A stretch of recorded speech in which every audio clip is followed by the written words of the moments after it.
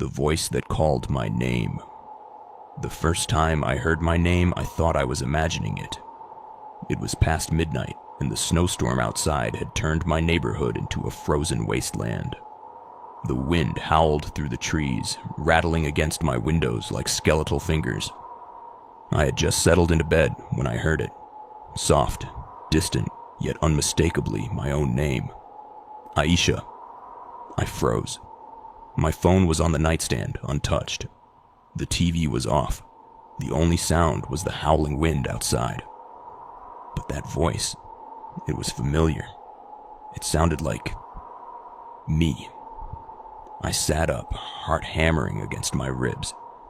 The voice had come from outside. Maybe a trick of the wind, I told myself, but deep down, I knew that wasn't true. I climbed out of bed and tiptoed to the window, pressing my forehead against the cold glass. The snow-covered street was empty. The streetlights flickered weakly, casting long, distorted shadows across the pavement. Then I heard it again. Aisha, open the door. My stomach twisted. The voice was closer now, right outside my house. My first instinct was to check the front door to make sure it was locked. As I reached the hallway, I hesitated. The voice was identical to mine, but stretched, distorted, like an old recording playing on a damaged tape. I stood there, breath shallow, listening. The snowfall outside muffled everything, but the voice was clear. Aisha, I know you can hear me. Something was wrong. Terribly wrong. I forced myself to move, stepping carefully over the creaky floorboards. My hands trembled as I checked the lock. It was secure. The chain was in place. Yet my own voice kept calling to me from the other side of the door. Let me in. I squeezed my eyes shut, trying to think. Was someone messing with me? But how? My house was in the middle of nowhere. The nearest neighbor was 3 blocks away, and no one in their right mind would be outside in this storm. I pressed my ear to the door. Silence. A long exhale slipped past my lips. Maybe I had imagined it after all. The lack of sleep was getting to me. With a shaky breath, I turned away, my fingers still clutching the doorknob. Then, the whisper came again. This time, it wasn't from outside. It was right behind me. I spun around so fast I nearly lost my balance. The hallway was empty. The dim light from my bedroom cast a faint glow over the wooden floors, stretching my shadow against the walls. My pulse roared in my ears, my body frozen in place. The whisper came again, closer now. I see you. I bolted back to my room, slamming the door shut behind me. My hands fumbled for the light switch, but when the room illuminated, nothing was there. No one. Just me, standing in front of my mirror, chest heaving. And that's when I noticed something that made my blood run cold. My reflection wasn't moving. I took a shaky step back, but the girl in the mirror remained still, staring at me with wide, empty eyes. A slow, unnatural smile stretched across her lips. My stomach lurched. This wasn't possible. My mind was playing tricks on me. I blinked rapidly, but the reflection stayed frozen, grinning. Then, in a voice that perfectly mimicked mine, it whispered, "Let me out." The floor seemed to tilt beneath me. I stumbled backward, knocking over the lamp. The room plunged into darkness, but the glow from the streetlights outside illuminated the mirror. And she was still there. Not just there, moving. Her hands pressed against the glass from the other side as if trying to push through. The longer I stared, the more wrong she looked. Her skin was too pale, her features slightly warped, like a drawing that had been smudged in the rain. I scrambled for my phone, my fingers barely working. The moment I turned the flashlight on, the reflection stopped. My real one returned, perfectly normal. My breath came in shallow gasps, my mind racing. Had I imagined it? I forced myself to move, grabbing the mirror and yanking it off the wall. I turned it around, shoving it face down against the floor. My heart pounded against my ribs as I backed away. Silence. For a long time, I just stood there listening to the storm outside. Minutes passed, then an hour. I was too afraid to sleep, but exhaustion eventually took over. I kept my phone's flashlight on, gripping it in my trembling hands as I curled up under the blankets. Just as my eyelids grew heavy, the whisper returned. But this time, it was different. It wasn't just my name. It was laughter. A soft, eerie giggle that slithered through the darkness. The light from my phone flickered. My body went rigid. The sound was coming from the floor, from the mirror. Slowly, against every instinct, I turned my head. The mirror was no longer face down. It was propped up against the wall. And the reflection in it? She wasn't me anymore. She was grinning, her head tilting at an unnatural angle. Her hands were reaching toward me, pressing against the inside of the glass. Her lips parted, revealing jagged teeth. Then in my own voice, she whispered, "You should have let me in." The light in my room went out. I never screamed.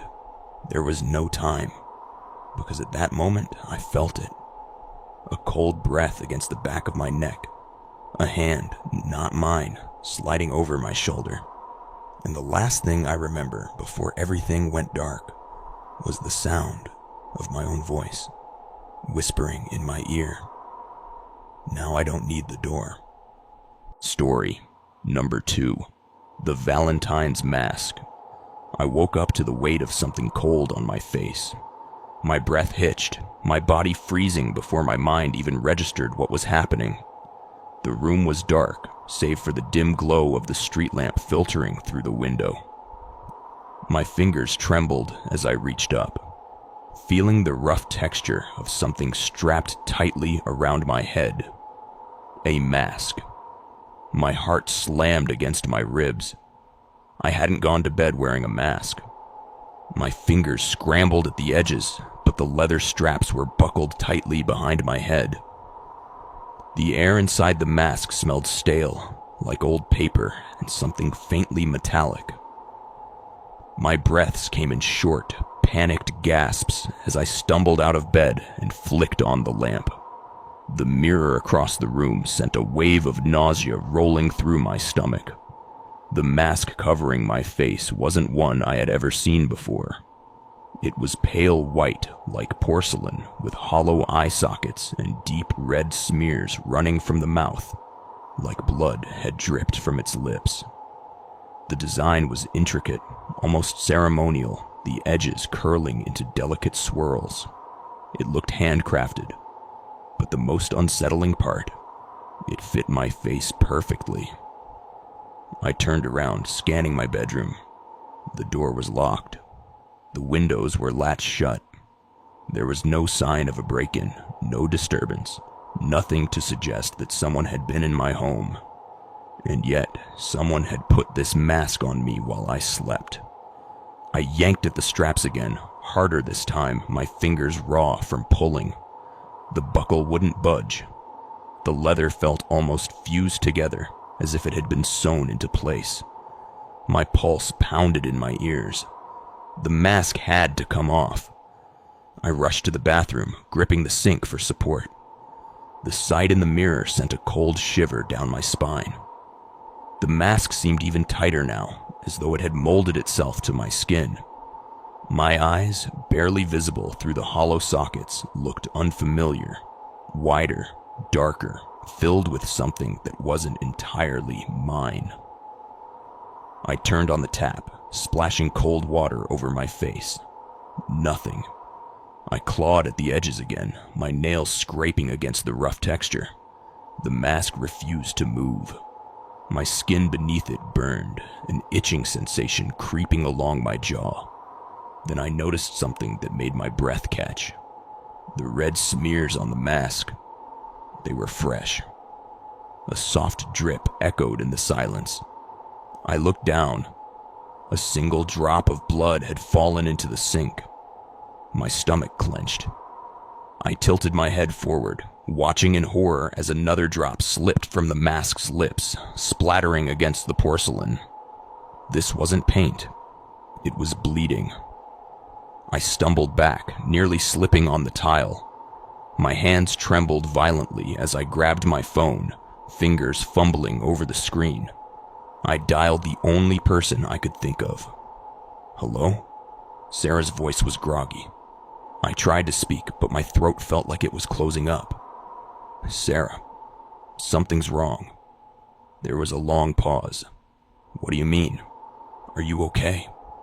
I swallowed hard, glancing at the mirror again. My reflection seemed off. The mask's hollow eyes were darker now, like they were sinking inward. I woke up with the mask on my face. I don't know where it came from. Sarah was silent for a moment. What? It won't come off, I whispered. It's stuck, and it's bleeding. Her voice sharpened. That's not funny. I'm not joking. A rustling sound on the other end. I'm coming over. The call disconnected. I gripped the sink, forcing myself to breathe. I needed to calm down. Maybe I was hallucinating. Maybe this was some kind of stress-induced breakdown. But then the whisper came. Soft, delicate, curling through the silence like smoke. You're not alone. I spun around so fast my vision blurred. My room was empty. My breath came in uneven gasps as I backed away from the mirror. The whisper came again. You let me in. The lights flickered. My knees buckled, and I caught myself against the doorframe. The room seemed colder now, the air thick with something I couldn't name. I squeezed my eyes shut, willing this nightmare to end.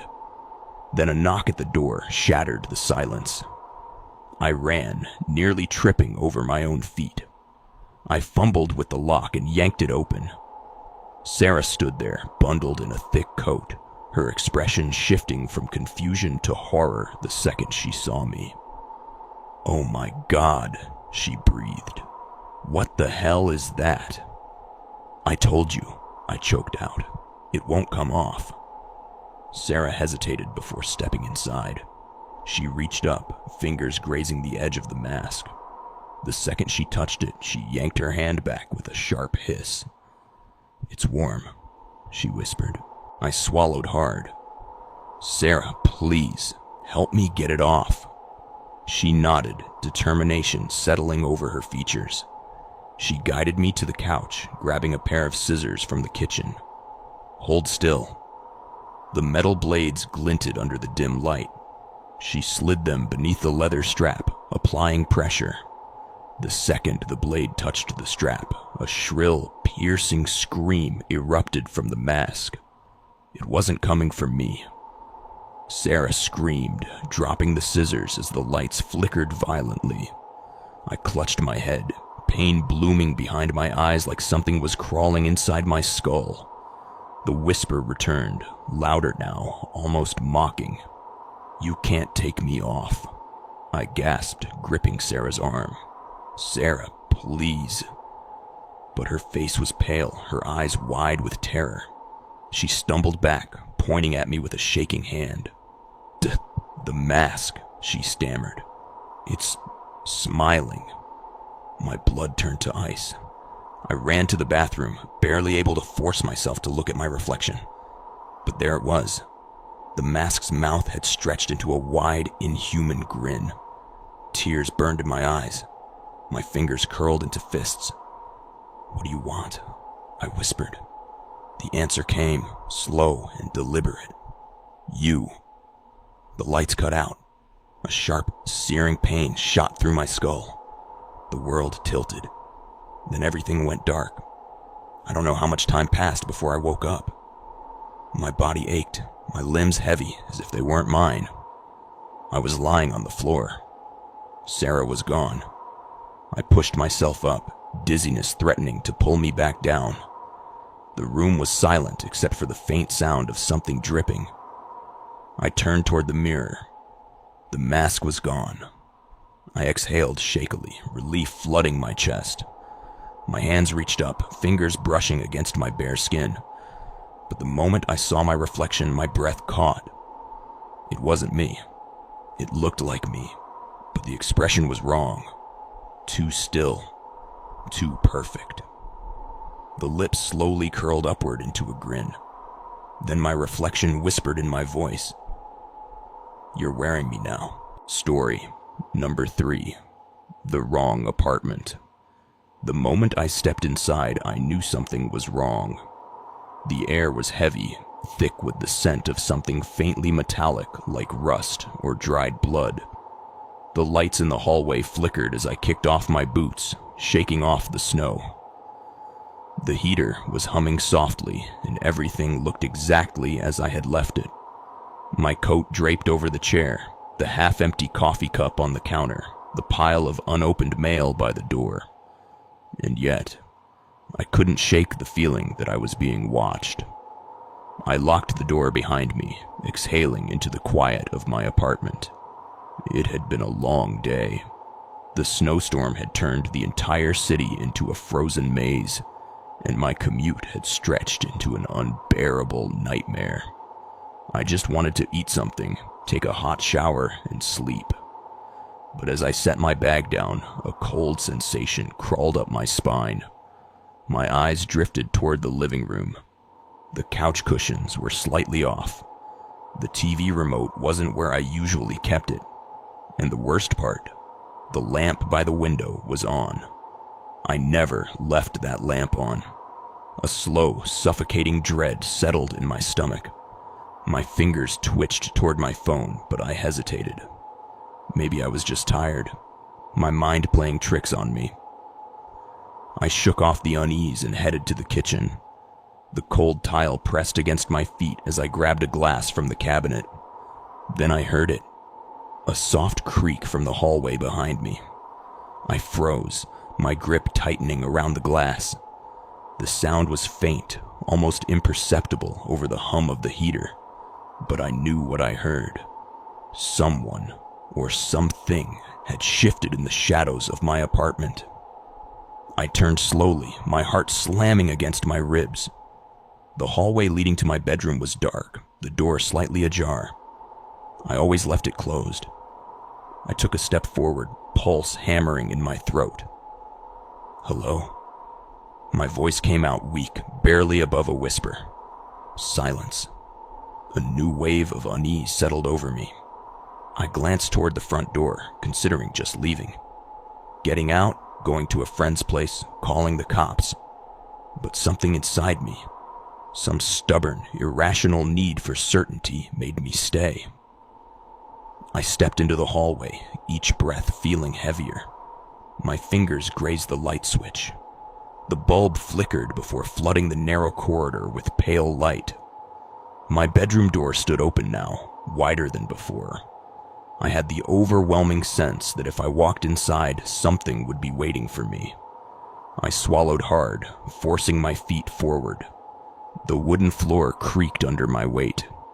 The air was colder here, unnaturally so. I peered inside my bedroom, breath caught in my throat.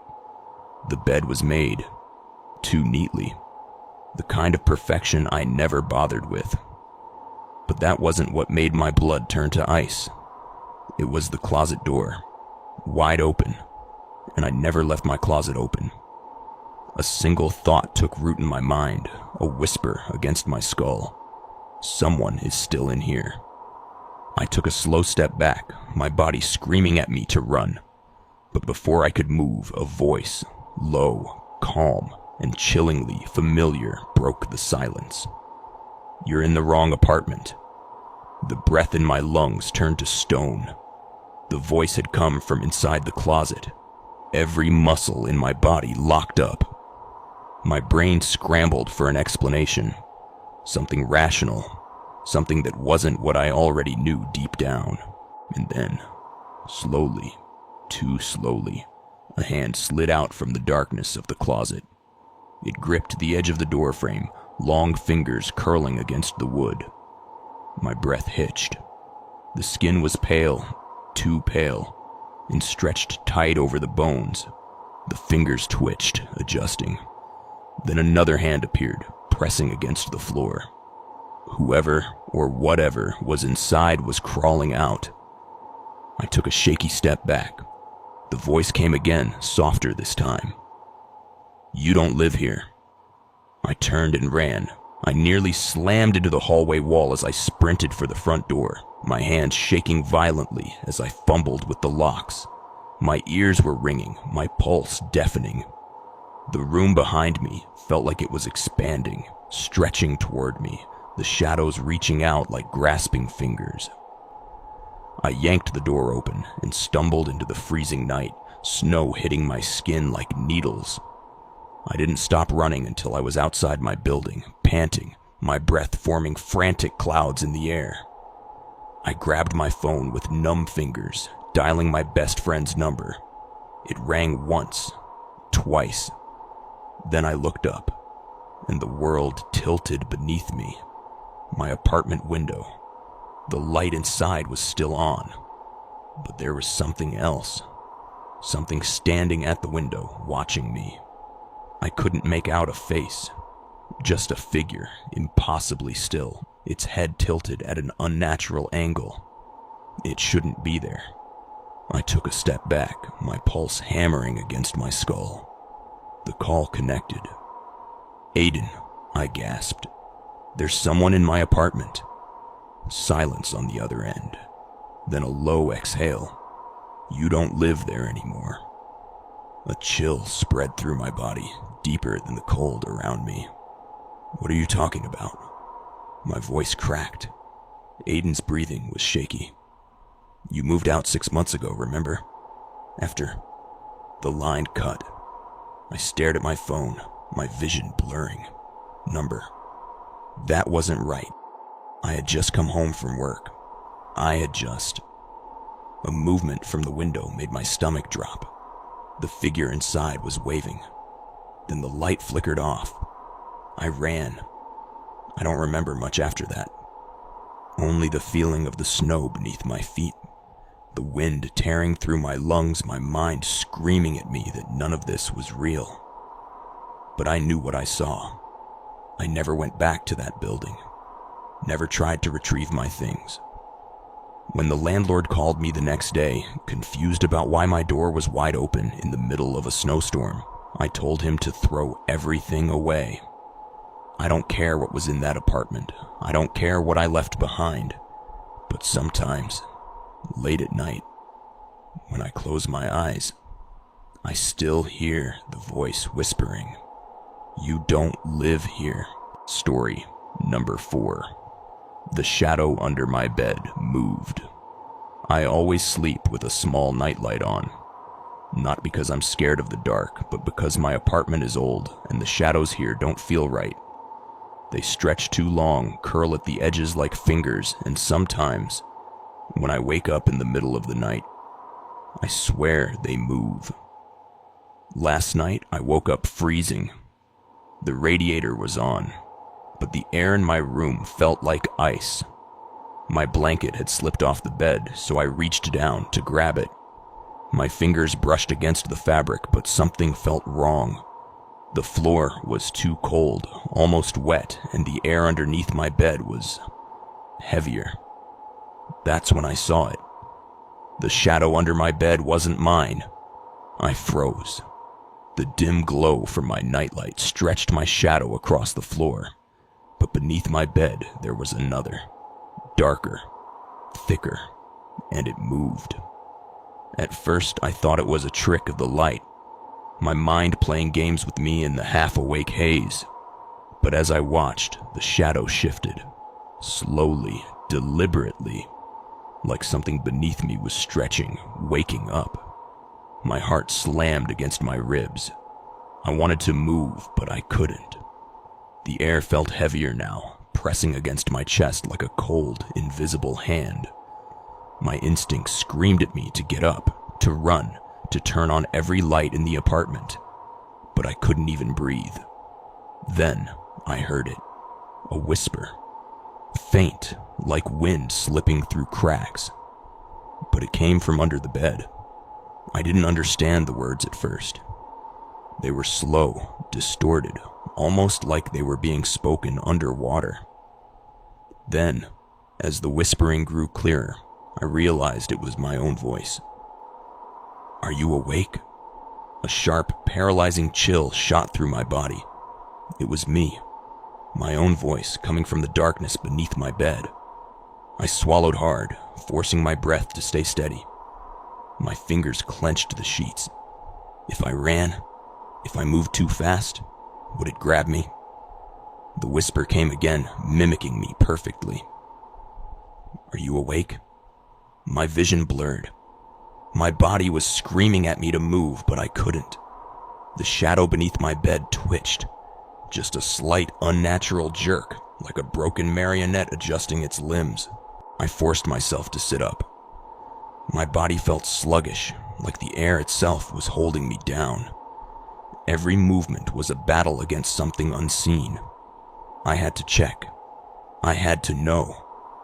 Slowly, I leaned over the side of the bed, inching my face toward the floor. The closer I got, the colder it felt. My breath came out in shallow gasps. My fingers trembled as I gripped the mattress, steadying myself. And then, I saw them. 2 hands.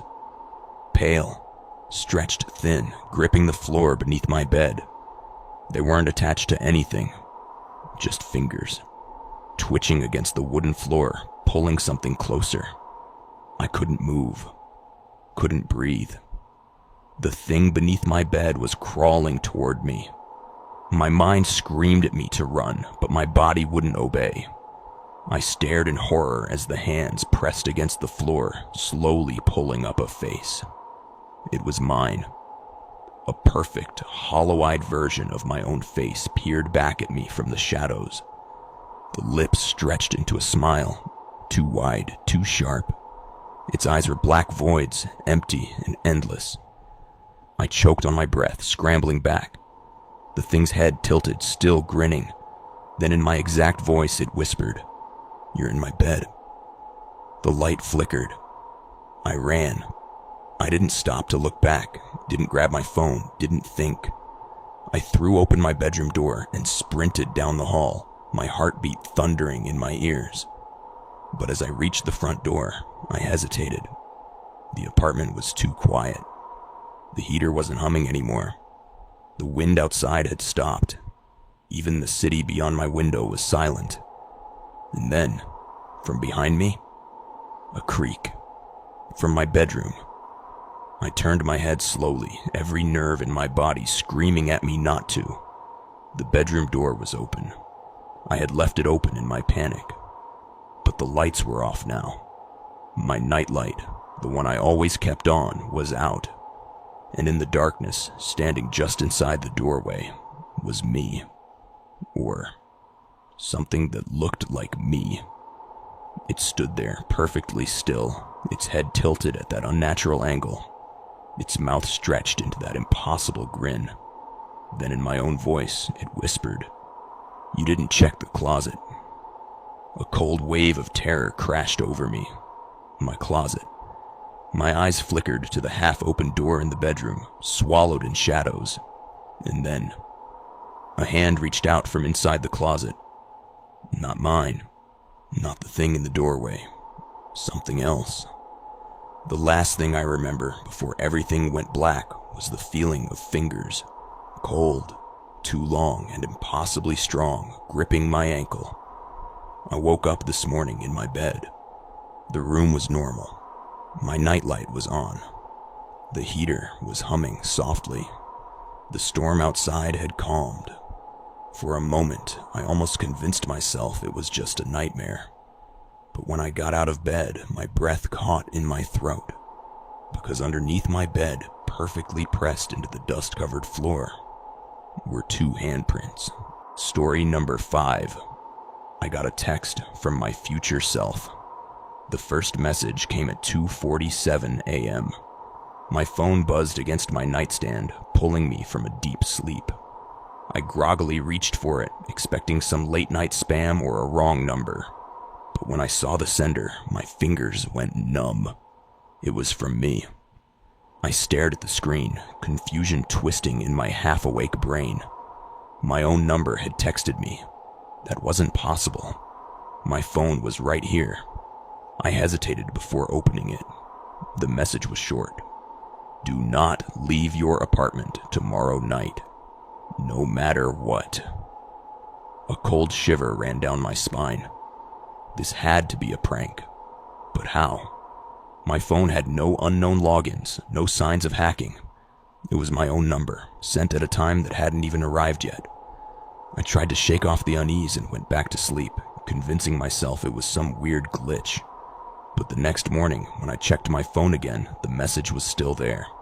And there was another one. If you leave, you will die. My stomach twisted. My first instinct was to block the number, but how do you block yourself? I tried calling my number from a different phone, but it just went straight to voicemail, my own voicemail. I spent the day in a haze, the warning playing over and over in my head. I wanted to ignore it, but some deep, primal fear had lodged itself in my gut. What if it was real? By evening, I had almost convinced myself it was all some elaborate joke. But then, at exactly 6 p.m., my phone buzzed again. He will knock 3 times. Do not open the door. I jumped at the sound of the notification, my skin crawling. My apartment was silent except for the hum of the heater, the wind howling against the windows. The snowstorm outside had gotten worse, covering the streets in thick layers of white. I put my phone down and exhaled shakily. It wasn't real. It couldn't be. Then at 6:05 p.m., there was a knock at the door. I froze. One knock. My pulse roared in my ears. I stared at the door, my breath locked in my chest. 2 knocks. My phone buzzed violently on the table, but I couldn't move. 3 knocks. The apartment fell into a suffocating silence. My fingers twitched toward my phone, but I couldn't tear my eyes away from the door. The knob didn't turn.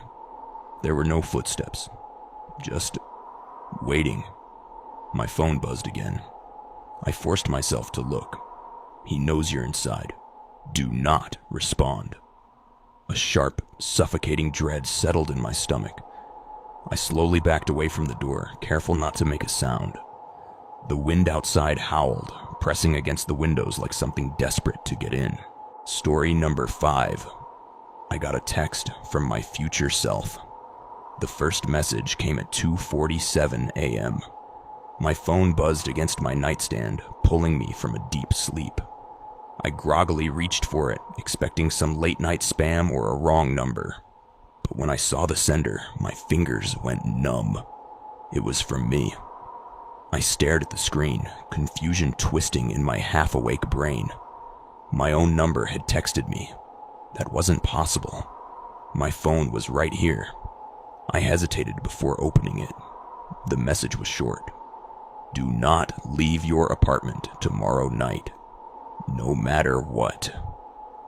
A cold shiver ran down my spine. This had to be a prank. But how?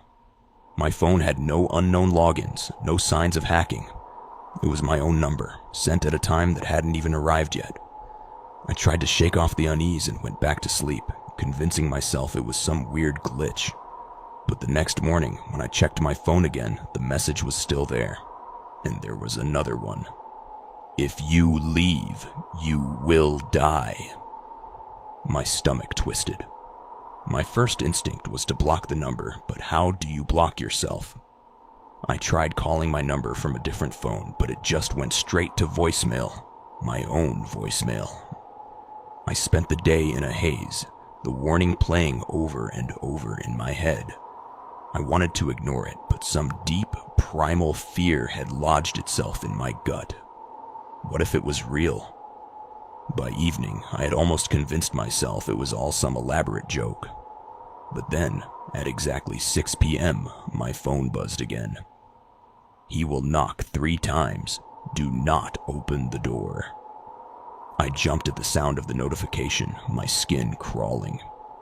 My apartment was silent except for the hum of the heater, the wind howling against the windows. The snowstorm outside had gotten worse, covering the streets in thick layers of white. I put my phone down and exhaled shakily. It wasn't real. It couldn't be. Then at 6:05 p.m., there was a knock at the door. I froze. One knock. My pulse roared in my ears. I stared at the door, my breath locked in my chest. 2 knocks. My phone buzzed violently on the table, but I couldn't move. 3 knocks. The apartment fell into a suffocating silence. My fingers twitched toward my phone, but I couldn't tear my eyes away from the door. The knob didn't turn. There were no footsteps. Just waiting. My phone buzzed again. I forced myself to look. He knows you're inside. Do not respond. A sharp, suffocating dread settled in my stomach. I slowly backed away from the door, careful not to make a sound. The wind outside howled, pressing against the windows like something desperate to get in. Then, a shadow passed beneath the door. I clamped a hand over my mouth. It wasn't the shape of feet. It was longer, like fingers were dragging across the floor. My phone vibrated again. He will try to sound like me. Tears burned in my eyes. The air in the room felt heavier, pressing against my skin. I could hear it breathing now. Then, a voice. "Hey, it's me. Open up." It was my voice. Exactly my voice. The same tone, the same pitch, like I was on the other side of the door, whispering to myself. I squeezed my eyes shut, my whole body trembling. "I know you can hear me." I couldn't move. The weight of fear pinned me to the floor. "Open the door, please. You're making a mistake." The voice cracked like it was pleading. I forced myself to look at my phone again. Another text had come through. "Whatever you do, do not let him in." I bit down on my lip hard enough to taste blood. The thing outside the door shifted, its shadow stretching unnaturally beneath the gap. Then the doorknob turned. I let out a strangled gasp, my back slamming against the couch as I scrambled away. The lock held. The voice outside sighed. "Fine," it said, still using my voice. "I'll come back later." The shadow melted away. Silence. I sat there shaking, my eyes locked on the door. My phone vibrated one last time. "Do not sleep. He will come back at 3:14 a.m. I didn't move from the couch the entire night. Every sound outside made me flinch. Every gust of wind sent my nerves screaming. The hours crawled by like a slow, suffocating nightmare. At 3:14 a.m., my apartment grew unbearably cold. The wind outside stopped. The world went silent. And then, a whisper from inside my apartment. I never saw it. I didn't look. I couldn't. But I could feel it. Standing behind me, leaning close, breathing against my neck. Then in my own voice it whispered, "You should have opened the door." The world spun. My vision blurred. Everything went black. I woke up the next morning on the floor, my body aching like I'd been dragged. The front door was still locked. My phone was lying beside me, screen cracked, and there was one last message waiting for me. "Next time I won't knock." Story number 6. The Man in the Red Coat. I first heard about the man in the red coat when I moved to this town. It was a quiet, snow-covered place where everyone knew everyone. But there was one thing they never talked about unless you pushed them. The Valentine's night visitor. The stories varied, but the warning was always the same. If you hear a knock at your door at exactly midnight on February 14th, do not open it. If you see a man in a red coat standing outside, do not speak to him. Do not let him in. At first, I thought it was just some small-town superstition. a ghost story meant to scare kids. But then I started hearing the whispers. Real fear in people's voices, a warning beneath their words. They weren't joking. I didn't believe it. Not until that night. The snowstorm had gotten worse. The streets were empty, blanketed in thick white, the streetlights barely visible through the swirling frost. I was home alone, curled up on my couch watching TV. The heater hummed softly, and the only sound was the wind rattling against the windows. Then at exactly midnight, someone knocked. My body went cold. 3 slow, deliberate knocks. Not rushed, not hesitant, just waiting. I sat up, staring at the front door. My heart pounded in my chest. No one should be here, no one. The knock came again. I grabbed my phone with trembling fingers, checking the security camera feed. The app loaded slowly, my breath catching in my throat. Then the image appeared. A man stood at my doorstep. Tall, thin, perfectly still. His face was obscured by the shadows, but I could see the details that mattered. He was wearing a long red coat. A sharp chill crawled up my spine. I wanted to believe it was a coincidence. Someone lost, maybe seeking shelter from the storm. But then I remembered. No one was supposed to answer. I turned off the screen and gripped my phone, forcing myself to breathe. The knock came a third time. Then a voice. Software friendly. Too calm. "Can you let me in?" My stomach twisted. The words weren't threatening, but there was something wrong with them. The way they slithered through the air, reaching me even through the thick walls. The voice was too smooth, too practiced. I stayed silent.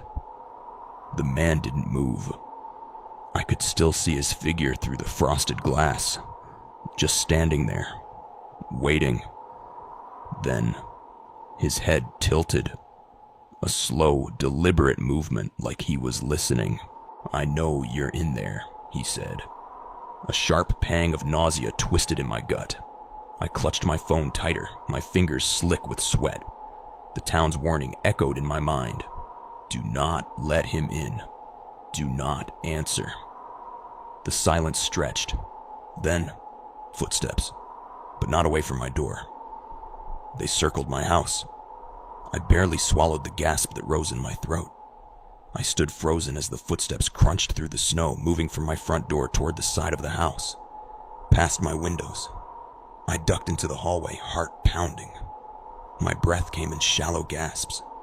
The footsteps stopped. Then another sound. Tapping. Right against my living room window. I didn't dare look. "I just need to come in for a minute," the voice murmured. "It's cold out here." The tapping turned into scraping. A slow drag of fingers against the glass. Something deep in my bones told me. If I looked, I would see something I wasn't meant to. I pressed myself against the hallway wall, swallowing the urge to sob. My phone screen was still open to the security feed. I glanced down at it with shaking hands. The front porch was empty. My stomach flipped. My heart slammed against my ribs. I hadn't heard him leave. Then, a soft exhale, right behind me. I whipped around, my body slamming into the wall. My eyes darted wildly around the dark hallway. Empty. The voice whispered, too close. "You shouldn't have checked." The lights flickered. The temperature dropped so suddenly, my breath came out in thick clouds. The walls groaned, the air in my apartment growing heavy, pressing against my chest like invisible hands. Then, another knock. But it didn't come from the front door. It came from inside my bedroom. Tears burned in my eyes. I forced myself to move, step by trembling step, toward the bedroom door. It was slightly ajar. My fingers shook as I reached out. Something knocked again, from inside my closet. My mind screamed at me to run. My instincts begged me to leave. but my hand moved on its own, pushing the door open. The closet door was open, and there, standing in the dark, was a man in a long red coat. His face was my face, but wrong. The eyes were too wide, the smile too sharp, the skin too stretched over something that wasn't human. His head tilted in that unnatural way, watching me.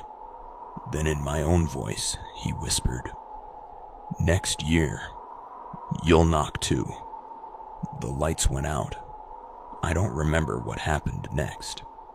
I woke up the next morning on the floor, my apartment untouched, the door still locked. The only thing out of place was the red coat draped across my couch.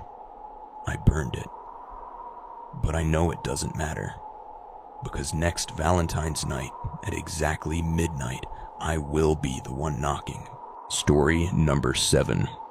My dead ex sent me a gift. The package was waiting for me when I got home. A small, neatly wrapped box sitting on my doorstep, dusted with fresh snow. No return address, no delivery notice, just a plain red ribbon tied into a perfect bow. I hesitated. I hadn't ordered anything. My name was printed on the tag in bold, elegant handwriting. Something about it felt off, but curiosity got the best of me. I bent down, picked it up, and stepped inside, locking the door behind me. The warmth of my apartment did little to chase away the cold knot forming in my stomach. I set the box on the kitchen counter and stared at it. My fingers hovered over the ribbon before finally pulling it loose. The paper peeled away easily, revealing a simple white box beneath. I lifted the lid. Inside was a smaller velvet box, the kind used for jewelry. Nestled beside it was a note. My stomach clenched as I unfolded the paper. The handwriting was familiar. "Happy Valentine's Day, love. Did you miss me?" The breath caught in my throat. My hands shook as I reread the words. The signature at the bottom made my vision blur. Daniel, my ex, who had been dead for 3 years. A sharp chill crawled down my spine. This wasn't possible. Someone was playing a cruel joke. I stared at the note, my pulse hammering against my ribs. My mind scrambled for a rational explanation. Maybe it was an old letter, misplaced and somehow sent to me now. Maybe someone was messing with me. But then I noticed the date in the corner. February 14th, this year. A suffocating unease settled over me. My fingers trembled as I reached for the velvet box. Slowly, I flipped it open. Inside was a ring. Not just any ring. My ring. The one Daniel had given me on our last Valentine's together. The one I had thrown into the river after his funeral. My stomach lurched. My hands turned ice cold. I knew for a fact that this ring was gone, lost to the depths of moving water. But here it was, sitting in a perfect little box, as if it had never left me. A deep, gnawing dread rooted itself in my chest. I stumbled back, my breath coming in short gasps. My mind screamed at me to throw it away, to burn it, to get rid of it. But my body wouldn't move. Then my phone buzzed. I nearly jumped out of my skin. With shaking fingers, I reached for it. An unknown number. A text. "Put it on." My breath hitched. I stared at the screen, the words blurring as panic squeezed my lungs. My fingers hovered over the keyboard, but I couldn't think. I didn't know what to say. My mind kept repeating the same impossible truth. Daniel was dead. Another message appeared. "Don't you still love me?" The room suddenly felt colder. The air thickened, pressing against my skin like unseen hands. I forced myself to move, to do something, anything. My fingers closed around the ring. It was warm. I swallowed back bile and ran to the front door, yanking it open. The snowstorm outside had gotten worse, the wind howling as if the night itself was alive. I looked up and down the street. No footprints, no signs of delivery, just empty, endless white. My phone buzzed again. "Why are you trying to leave?" A choked sob caught in my throat. The light in my apartment flickered. A gust of cold air curled around my ankles, slipping under the doorframe. I turned back towards the kitchen, the box still open on the counter. The ring was gone. Panic clawed at my chest. I spun around, my mind racing. It had been there seconds ago. I hadn't touched it, hadn't moved it. But now the velvet box was empty. Then I felt it. A slight pressure around my finger. I looked down. The ring was on my hand. I let out a strangled scream, yanking at it, trying to rip it off. It wouldn't budge. The metal burned against my skin, searing hot despite the freezing air. My vision blurred. My breaths came in ragged, desperate gasps. Then, another message. "I told you to put it on." A sharp pain stabbed through my chest, deep and unrelenting. My knees buckled. The air around me thickened, humming with something unseen, something watching. Then the whisper, software familiar, right behind me. "I missed you." A scream tore from my throat as I whirled around. No one was there, but the light flickered again, the shadows stretching unnaturally long against the walls. The room tilted. My head pounded. Then, just as suddenly as it started, everything stopped. The light steadied. The air warmed. The weight pressing against my chest lifted. I gasped for breath, collapsing onto the floor. My body trembled, the sheer silence almost as terrifying as the presence that had filled the room moments ago. Slowly, I forced myself to look at my hand. The ring was gone. The box, the note, the wrapping, gone. It was as if they had never been there at all. But as I sat there, pulse still erratic, my phone buzzed one last time. A final message. "I'll see you next Valentine's." Story number 8. The Woman in the Mirror. I first noticed something was wrong when I was brushing my teeth. It was late, past midnight, and the snowstorm outside had turned the world into a silent white abyss. The pipes groaned as I turned on the faucet, the old apartment barely holding together in the cold. I leaned over the sink, rinsing my mouth, and when I looked up, my breath hitched. My reflection hadn't moved. I stood frozen, the taste of mint lingering on my tongue, watching the mirror. My own face stared back, eyes hollow, expression blank. My stomach twisted as a slow, creeping dread crawled up my spine. I lifted my hand slightly. My reflection did the same. Relief flooded me. I had imagined it. But just as I turned to leave, something made me stop. My reflection was still smiling. A cold wave of nausea rolled through me. My lips were pressed into a thin, tense line, but in the mirror, my reflection's mouth was curled up at the edges, just barely, just enough to be wrong. I felt like I couldn't breathe. Slowly, carefully, I stepped closer. The air around me felt heavier, thicker, as if the space between me and the mirror had stretched into something unnatural. Then, without thinking, I lifted my right hand. My reflection lifted the left. A scream built in my throat, but I couldn't make a sound. I stumbled back, slamming into the wall, my heartbeat thundering in my ears. The reflection didn't move. The wrong smile stretched wider, the corners of the mouth peeling back too far.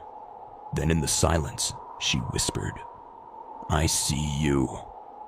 The lights flickered. The world tilted. My vision blurred at the edges, nausea curling in my stomach. I turned and ran, yanking open the bathroom door and stumbling into the hallway. My breath came in ragged gasps as I slammed the door shut behind me, my fingers trembling. I forced myself to think. My mind raced through logical explanations, sleep deprivation, stress, a trick of the light. But deep down, I knew. That thing in the mirror wasn't me. I needed to leave. Now, as I reached for my phone, a shiver ran through me. The apartment had gone unnaturally quiet. The heater had shut off. The wind outside had stopped howling. It was as if the whole world had gone still. And then, a slow, deliberate knock on the bathroom door. The breath in my lungs turned to stone. My hands clenched into fists at my sides. I hadn't locked the door. I stood paralyzed, every muscle in my body locking up. The knock came again, softer this time. Closer. Then a whisper. My own voice. "Let me out." A shudder crawled up my spine, ice sinking into my bones. The doorknob rattled. I bolted. I didn't stop until I reached my bedroom, slamming the door shut and locking it behind me. My entire body shook as I backed against the wall, my breath coming in shallow gasps. My phone was still on the nightstand. I grabbed it with shaking hands, scrolling through my contacts. I needed to call someone. Anyone. But just as I was about to dial, my eyes flickered to the mirror on my closet door, and my stomach dropped. I wasn't in it. The room was reflected perfectly, my bed, my dresser, my nightstand. But I wasn't there. Then, slowly, the closet door in the reflection creaked open. Something was inside. Something that wasn't me. I turned. The real closet door was shut. My body screamed at me to run, to get out, to leave the apartment behind. But I couldn't move. My eyes were glued to the mirror, my pulse hammering so loud I could barely hear my own breathing. Then in the reflection, she stepped out. My own face, but wrong. The same too wide smile, the same hollow eyes. Her head tilted at an unnatural angle, watching me with a sick, twisted amusement. She lifted her hand, slowly, deliberately, and then she waved. The lights flickered violently. A cold gust of air swept through the room, and suddenly the closet door behind me creaked open. I turned. Too slow. The last thing I saw before the light went out was my own hands reaching for me. Everything went black. I woke up on the floor. My head pounded, my limbs felt heavy, and for a long moment I couldn't remember where I was. The air was warm again. The heater was back on. The wind howled outside like nothing had ever happened. Slowly, I pushed myself up, my fingers digging into the carpet. My whole body trembled as I turned toward the mirror, and my blood turned to ice. She was still there, standing in the reflection, watching me. But I wasn't looking into the mirror anymore. I was looking out. Story number 9. The snow angels were moving. I first noticed them on my walk home. It was late, past midnight, and the fresh snow blanketed the empty streets in an eerie, untouched white. The town was quiet, the kind of unsettling silence that comes after a heavy snowfall. My breath curled in the freezing air as I pulled my coat tighter around me, my boots crunching softly against the icy sidewalk. Then I saw them. Snow angels. At first, they looked normal, scattered along the field beside the road, their shapes pressed into the untouched snow. They were spaced out in no particular pattern, some overlapping, others perfectly formed. I assumed kids had played there earlier, laughing and throwing themselves into the snow. But the further I walked, the more uneasy I felt. There were too many. They stretched across the entire field, dozens, no hundreds of them. All identical in shape, all perfectly pressed into the snow. No footprints surrounded them. No signs that anyone had walked through the field at all. A sharp chill that had nothing to do with the weather crawled up my spine. I picked up my pace, refusing to look at them any longer. Maybe the wind had smoothed out the footprints. Maybe there was a logical explanation. Then, out of the corner of my eye, I saw one move. I stopped mid-step, my breath catching in my throat. I turned slowly, my pulse hammering against my ribs. The field was still, the snow undisturbed. But I knew what I had seen. One of the snow angels had shifted.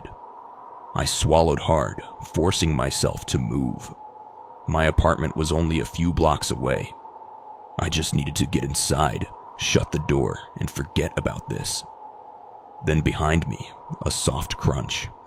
I turned so fast I nearly slipped. The snow angels were closer. My stomach twisted. My mind scrambled for logic, for reason.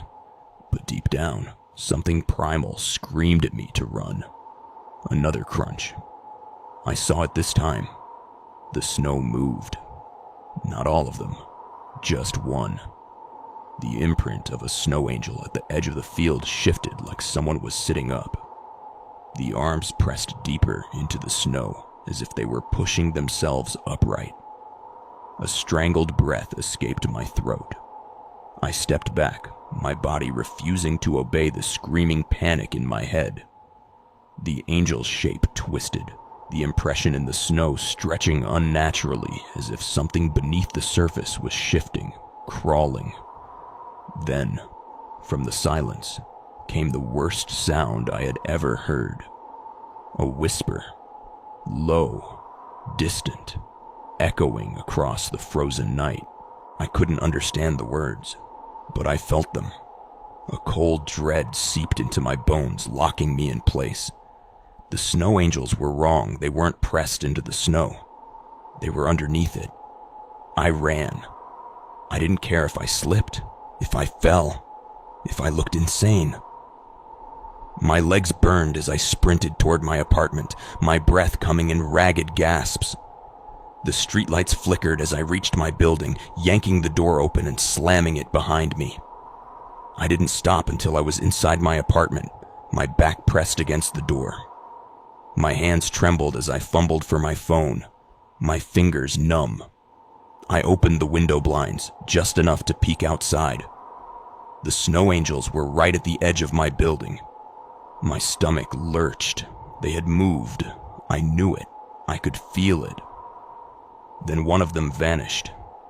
The imprint in the snow collapsed, the shape disappearing as if something had pulled itself free from beneath the surface. My throat tightened. My entire body went cold. I stepped away from the window, heart pounding. The apartment was silent. The air was thick, suffocating. Then from the hallway outside my door, a soft crunch, like footsteps in the snow. But I was on the third floor. A sharp knock echoed through the apartment. My breath hitched. The knock came again, slow, deliberate.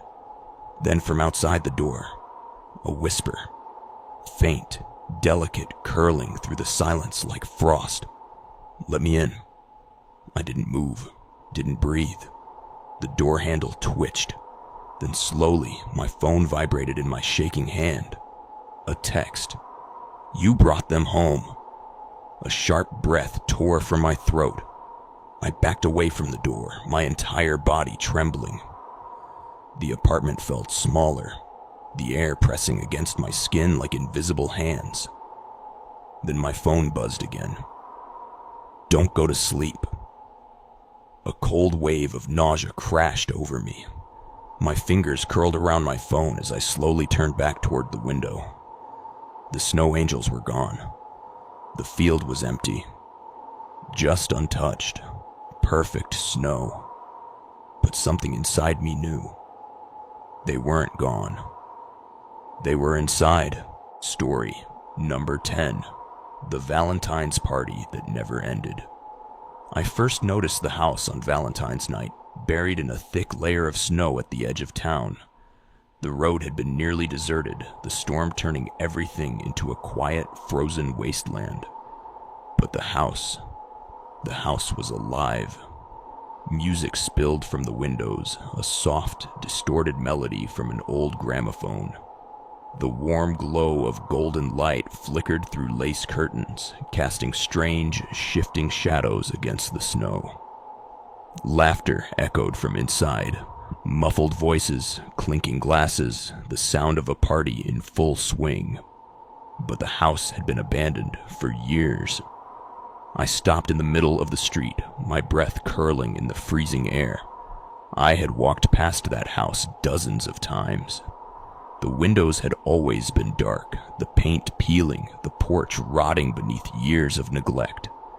But tonight it was alive, like a scene from another time. My stomach twisted. I should have walked away. I should have ignored it. Instead, I stepped closer. The laughter grew louder as I reached the gate, the wind carrying the scent of something sweet. Champagne and roses, perfume and candle wax. The music was strange, old-fashioned, like something out of a 1920s ballroom. It crackled through the cold night, slightly offbeat, like a record stuck in an endless loop. I didn't realize I had stepped onto the porch until the wood groaned beneath my boots. My fingers hovered over the doorknob. The air here felt thicker, warmer, almost inviting. Then the door creaked open. I hadn't touched it. The warmth hit me first. It shouldn't have been warm. The house had no working electricity, no heat, no life. But inside, a grand chandelier bathed the foyer in golden light. The walls were lined with deep red wallpaper, untouched by time. Guests in elegant, old-fashioned clothing glided through the hall, drinks in hand, laughter spilling from painted lips. It was beautiful. It was wrong. No one noticed me at first. They danced, whispered, and drank in their perfect little world, oblivious to the snowstorm raging outside. My fingers tightened around the doorframe. The music was still playing, the same song on repeat. The exact same laughs echoed through the air, looping in a way that made my stomach twist. Then, a woman in a flowing red gown turned toward me. Her smile stretched too wide. Her eyes were too bright. She raised a champagne glass in my direction and whispered something to the man beside her. Then they all turned. Every guest, every perfectly dressed man and woman in that house turned to look at me. A sharp pulse of panic crashed through my body. I took a step back, but the warmth pressed against me, pulling me forward. My breath came out in short, frantic bursts. The guests were smiling, their faces frozen in expressions too polished, too unnatural. Then, the woman in red stepped toward me. "You're late," she said, tilting her head. "We've been waiting." My mouth went dry. I think I have the wrong house." Her expression didn't change. The guests behind her didn't blink. "Nonsense," she purred, reaching for my hand. Her fingers were ice cold. "Stay a while, you've already come inside." I tried to pull away, but her grip tightened. The room shifted, the walls warping slightly, the chandelier flickering. The air pressed against my chest, heavy and suffocating. The music didn't stop. The laughter didn't stop. I yanked my hand free, stumbling back toward the door. The guests watched. None of them moved. None of them spoke. Then the woman whispered, "You can't leave." I turned and ran. The moment my boots hit the snow, the warmth vanished. The house went dark. The music stopped. The laughter cut off mid-note. I turned, gasping for breath. The house was empty. No lights, no guests. Just an abandoned husk, dark and silent, sagging under the weight of years of decay. My pulse roared in my ears as I backed away, my breath sharp and uneven. But just before I turned the corner, I saw it. A single window on the second floor. A woman in red stood there, her lips still curled into a smile. I didn't wait. I didn't look back. I ran. The next morning, I told a coworker about the house, about what I had seen. He went pale. His hands trembled as he rubbed his arms. "That house," he whispered. "That house burned down in 1974. My stomach dropped. They were having a Valentine's party, he continued. A chandelier fell, set the whole place on fire. No one made it out. I swallowed hard, my skin crawling. Every year people hear music coming from there, see lights. But the thing is, his voice dropped lower. No one ever sees the guests. I didn't say anything, because I had, and they had seen me.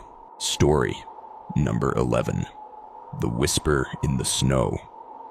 The first whisper came when I was walking home through the snow. The wind had picked up, swirling around me in thick gusts, but I still heard it. A voice, soft and distant, calling my name. I stopped mid-step, my breath curling in the freezing air. The street was empty. The snow-covered houses were dark, their owners long asleep. The only sound was the howl of the wind pushing against the telephone wires. Then I heard it again. A whisper, right behind me. I spun around so fast I nearly slipped, my boots sinking into the fresh snow. Nothing. Just the endless stretch of white and the dim glow of the streetlights flickering in the storm. My pulse pounded against my ribs, but I shook it off, telling myself it was the wind, just the wind. I kept walking, but the whisper followed. The snow was deep, nearly up to my knees in some places, making each step harder. The cold bit at my skin, turning my fingers stiff even beneath my gloves. But the worst part wasn't the cold. It was the feeling that I wasn't alone. Every few steps, I swore I heard it. A voice just at the edge of the wind. The words were garbled, distorted, like someone speaking from underwater. My stomach twisted with unease, but I refused to look back again. I just needed to get home. My apartment was only a few blocks away now. I could already see the faint glow of my porch light through the snowfall. The moment I reached it, I would slam the door shut, lock every bolt, and bury myself under my blankets until morning. But as I reached my building, I froze. There were footprints in the snow. Leading up to my door, my breath hitched in my throat. I hadn't passed anyone. No one had been walking ahead of me. And yet, there they were. Deep, uneven footprints, trailing through the untouched snow, stopping just at my doorstep. Then, they disappeared. There were no retreating steps, no signs of anyone leaving. Whoever had made them had either walked inside or never left. A sharp pulse of fear rooted me to the spot. The whisper came again, closer this time, right in my ear. I turned so fast I nearly lost my balance. My throat tightened, my breath coming in short, panicked gasps. Nothing. The wind howled, carrying the whisper away. My whole body trembled as I forced myself to move, to reach my door, to get inside. I fumbled with my keys, my fingers stiff with cold, and shoved the door open, slamming it behind me. Silence. The warmth of the apartment did nothing to ease the ice in my veins. My heart pounded as I locked the door, checking it twice, 3 times.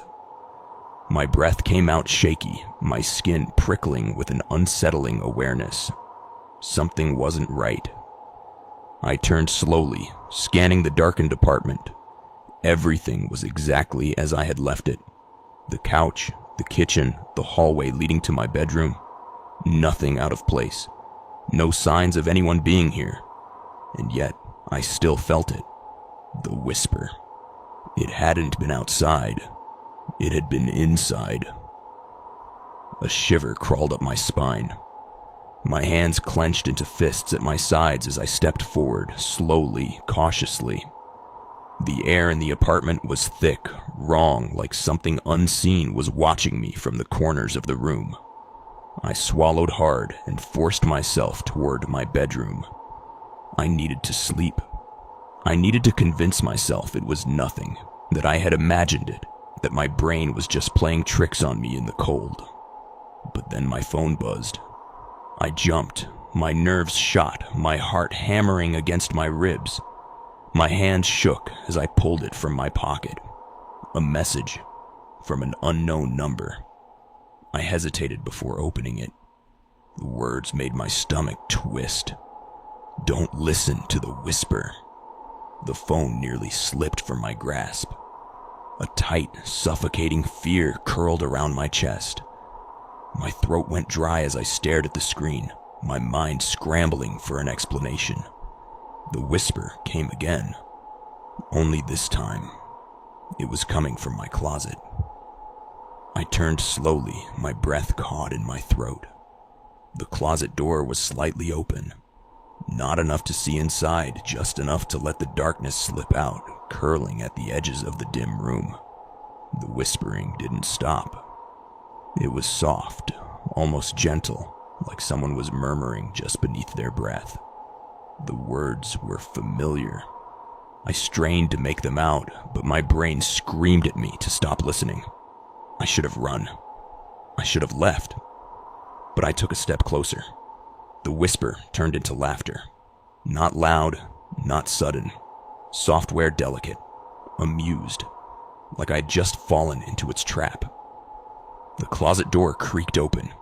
A rush of ice-cold air spilled out, hitting me like a slap. My vision blurred, the room spinning as the laughter grew. My legs buckled, and I felt it. Something behind me. Something leaning close. The last thing I remember before the lights went out was a voice, low and smiling against my ear. I told you not to listen. Then, everything went black. I woke up in my bed. My clothes were damp from melted snow. My phone was on the nightstand, the screen cracked, the message from the unknown number gone. For a long time, I lay there, my mind replaying everything. The footprints, the whisper, the thing in the closet. Maybe I had dreamt it. Maybe it had all been in my head. But as I sat up, I heard it again. The whisper. Not from the closet. Not from outside. From under my bed. If you made it this far, you're braver than most. But tell me, have you ever experienced something unexplainable? A whisper in the dark? A shadow where there shouldn't be one? Share your horror stories in the comments below. I'm dying to read them. And before you go, don't forget to like this video, subscribe to the channel, and hit that bell icon so you never miss what's lurking in the shadows. More terrifying stories are waiting for you. Click on the videos appearing on your screen now, if you dare.